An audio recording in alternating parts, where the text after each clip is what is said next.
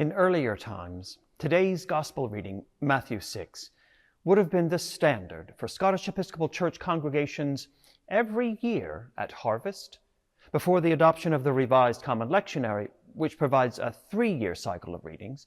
The same passages were heard year after year. Preachers had to find something relevant and timely to say each time. Now, on some days, this might not have been too challenging. But today's passage, with its message of the birds neither sow nor reap nor gather into barns, and yet they are fed, would have been difficult to reconcile with hard-working farmers.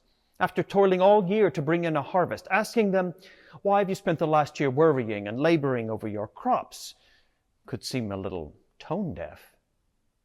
Raising crops is hard work. Farming is a demanding vocation that requires unwavering commitment throughout the year. Each season brings its own challenges, and farmers must meticulously manage each detail, knowing that any lapse can jeopardize the entire harvest. It's frustrating when people don't fully understand what a job really entails. I often hear jokes about priests only working 1 day a week. Many things are more complex and demanding than they appear. People often don't realize the effort and skill required to do them. When the conversation turns to climate change, it's understandable that some people might feel that. If it's presented as merely a matter of recycling more or using fewer plastic bags, it can seem overly simplistic. While these actions are helpful, they barely scratch the surface of the larger systemic changes needed. The climate emergency poses an existential threat. Food and water shortages, forced migration, and economic instability affecting every aspect of life on this planet. If we continue as we are, things will not turn out well.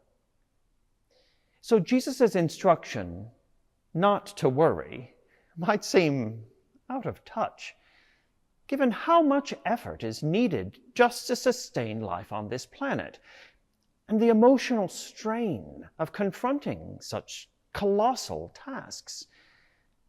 Doesn't Jesus understand? Yes, he says. God knows all these things.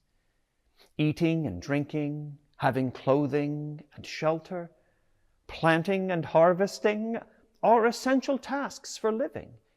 Jesus' advice isn't to relax and be passive. In fact, those who want to follow him must strive. Some translations say seek diligently. Human beings have a responsibility, a considerable task to undertake. But the job description is not what many might expect. God's kingdom redefines what it means to eat and drink rightly. It means ensuring that everyone has access to food and clean water. Clothing in God's kingdom is not fast fashion, and workers are treated with dignity and fairness.